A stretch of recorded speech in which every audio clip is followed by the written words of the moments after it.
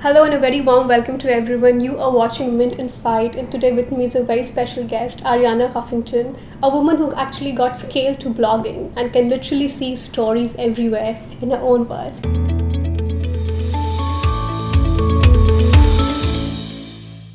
Talking a little about what you really do, what you're doing right now with your wellness startup Thrive Global.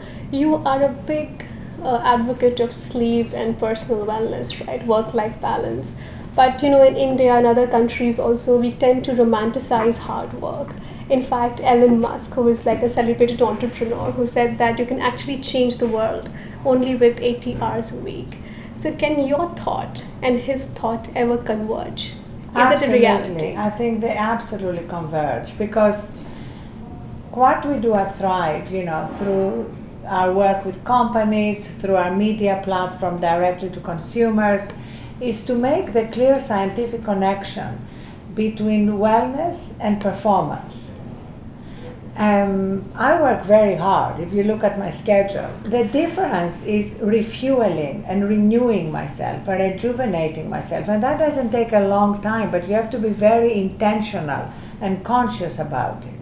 Sleep is one part, meditation is another part. Anything you do to take even a minute during the day to reconnect with yourself, to breathe deeply, to move beyond the stress of a particular meeting or interaction is part of allows you to thrive. And I wrote an open letter to him. I feel that here is a man who completely understands, the way we need to move to new sources of energy when it comes to mobility and cars, but doesn't understand that we also need to understand energy when it comes to human beings. Because ultimately, it's all about our energy. It's not about how much time we put at work. It's about the quality of that time. Working long doesn't mean working smart. Working hard is necessary. There is nothing wrong with working hard. We're talking about working hard and smart, not working hard and long and having diminishing returns in what you're doing and making mistakes. I mean, look at Elon Musk was a teachable moment. He was exhausted and he tweeted in the middle of the night that he was going to take Tesla private and he had the funding together, and he had not. He had to step down as chairman of his own company and pay a $20 million fine. These are consequences to erratic behavior when people are running on empty. I want to understand one thing, that often investors tend to talk in that lingo of valuations. How big can the business really become? And you have been a successful entrepreneur. You really sold your last venture, Huffington Post, for a fortune. As you are building out Thrive Global, I wanted to understand that, can it really become $1 billion business? Well, we have investors who are very bullish on Thrive. We closed our Series B. We ended up taking more capital than we needed because there was so much demand to participate. And we have investors who are ready to lead the Series C, but we don't need it right now. And we are already basically positive in terms of revenue, because we have a lot of corporate clients on the B2B side, like Accenture, JP Morgan. We're going to be announcing corporate partnerships here in India tomorrow. And on the product side, continuing to produce digital products that help people make what we call small changes, that we call micro steps every day to improve their behavior.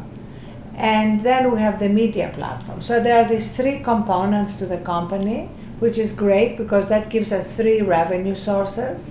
Every day, what we are about becomes more and more needed because the casualties are proliferating. True. The mental health crisis, depression and anxiety escalating in India among millennials. It's just absolutely heartbreaking that this is going on, and that people actually need help in putting their own stresses in perspective, and the small microscopic changes allow them to do so.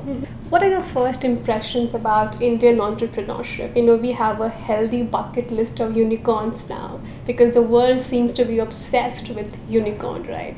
In fact, I remember there was this word used, hustle porn, right? Because everybody likes hustling, and hustle is a big buzzword in India also. We have about 24 unicorns. You think that as these startups are growing, it's extremely important that they take care of some of these parameters that you just mentioned? If they want to be sustainable, yes. And if they want just to be a firework in the sky, it doesn't matter. But I think every good entrepreneur I have met, and I've met many in India, wants a sustainable business. That's really how you build an amazing company and an amazing legacy. Interesting. My rapid fire questions for you. Your first thing that comes to your mind when I say the following, your favorite startup in India? I love Paytm.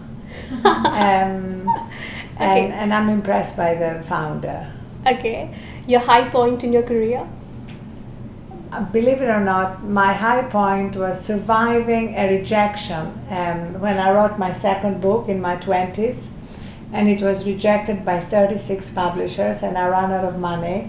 And the fact that I didn't give up on becoming a writer was a high point, because when I speak and when I write, I always want to remind people that failure is a part of any career journey, and not to be completely overcome by failure. Your thoughts on Elon Musk? I think Elon Musk is an amazing visionary, and I think he would be even more amazing if he gave himself some time to recharge, to spend more time with his 5 wonderful children, and to return to Tesla renewed. Okay, Arianna Huffington's definition of the good life. The good life is not just money and power. The good life includes well-being, wisdom, wonder, and giving. Thank you so much, Arianna. Thank you so much for talking to us. Thank you so much. Thanks.